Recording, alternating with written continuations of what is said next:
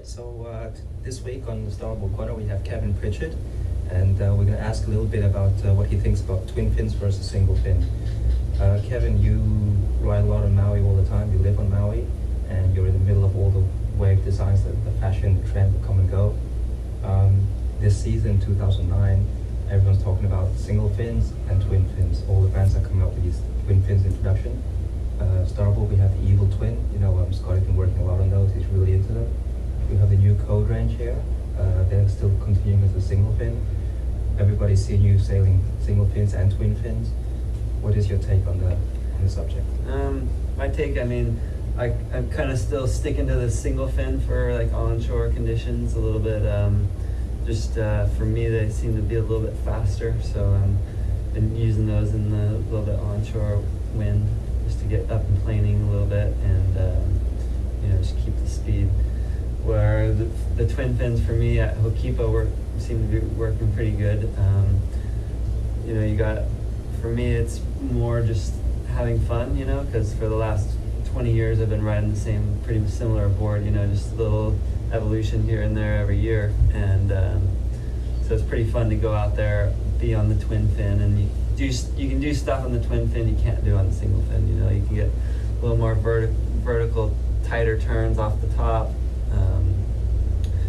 I personally think the bottom turn is not quite as good as the single fin. You lose a little bit of the drive through it, but it makes up for it off the top. And would it be fair to say that so far you're kind of in between, but you tend to go for the single fin because of the familiarity of it? Yeah, I think I like, I definitely have been using the single fin so long that I like it, but for fun sailing, going out there and having fun, I kind of prefer the twin fin just because it's new and something fun to sail. And so if we go down to Hokipa tomorrow, what kind of fin setup we would see Kevin Pritchard riding?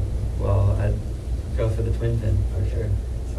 If we were in Silt, for example, what would you have running there? Then I'd go for the single fin there. Okay, so you're still you're switching backwards and forwards between the two. Yeah. And in the future, if you find a magic twin fin board, would that become your all-rounder in a way? Yeah, I think so.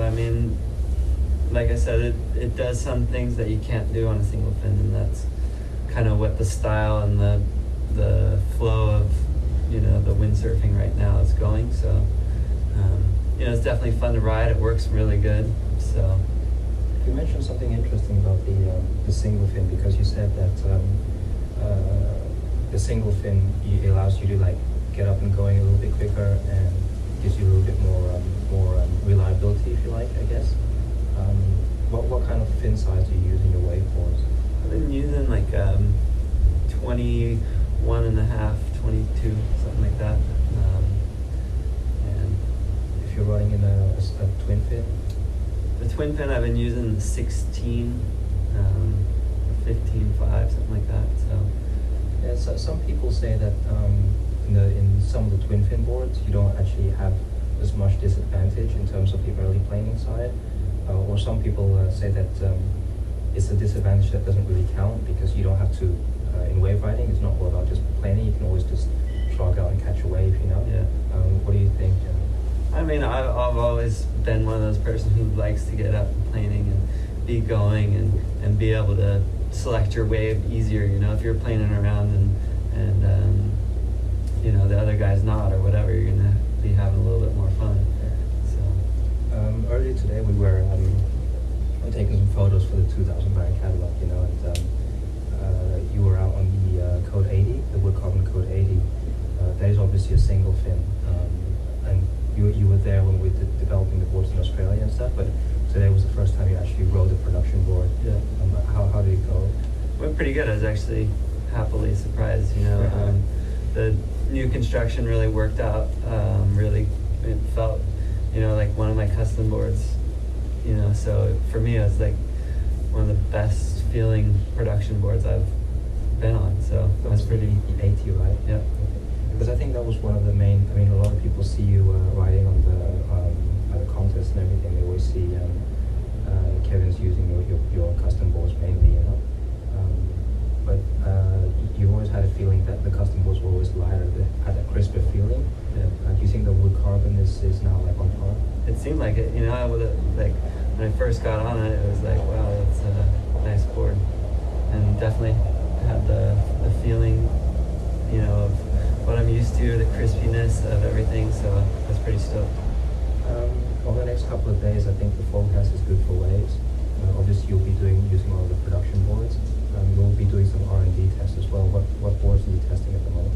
I've been working on the codes quite a bit, and you know, getting those dialed in. Today was the first day on that new construction, which really I was pretty stoked about for sure. And you know, just working on fine tuning them and getting them going a little better and better. The two main sizes that you use is the 74 and the 80. That's your volume, is that right? Yeah. Those seem to be for my general wave sailing. I use the 80 from 5.7 to 5.0, 5.3. You know, those, and then try to get on the 74 as quickly as possible. Do you ever use like a course bigger than that or smaller than that? Rarely. Sometimes, you know, big. I have like one big contest board where it's you know, it's a little bit bigger than 8. It's probably like 86. You know, so it's actually kind of. Do you use that much, or is it? I try. I don't like it so much. It's not that fun, but you know, it gets the job done, sort of thing. You know.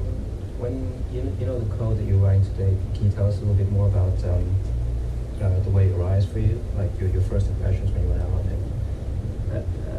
You know, when I went out on it the first time, I was like, wow, this feels really good. So my first impression was really good, and you know, I just want to get on it more and feel it out in some different conditions. But you know, the initial ride it had really nice drive through the bottom turn. That's one of the things I really noticed right off the bat. And it was loose. It just had a really good feeling. You know, just crisp on the water, really responsive. Had some good off the tops too as well. You know, a little carvier and you know, held in nicely. So one of the things that you keep telling me about when we're in wave was how you want you want a board to just like zip onto the plane really fast. You know, it's like you want that fast feeling. Yeah. And then when you bottom turn, you want it to suck you up back up to the top of the wave. Right. So a lot of your boards, that's what you look for in a board basically. And do these codes do they do that? Yeah, I mean, I think, you know, the more and more I get on them and the more I'm sailing them, definitely feel that, you know, drive through the bottom turn. And that's, you know, I don't know if it's because I do slalom sailing as well or what, but I just love that, you know, going as fast as you can through the turn and through that bottom turn, trying to hit the lip as hard as you can, you know. So when you have a board that drives you through it, it really, it's good fun. So will we be seeing you on production board this year, or you're still going custom? I don't know, you know, I mean, that was the first time on that with the new construction, so, you know, I'm gonna give it a go and test it out a little bit more, and we'll see how it goes in the next few days. Yeah. Give you some more feedback, and if you like the boards, we'll send you yours out. Cool, sounds good. All right, thanks a lot, Kevin. That's Kevin's input on twin fin versus single fins, a little bit more on the codes as well in new construction. Thanks a lot, and we'll see you next week for another interview.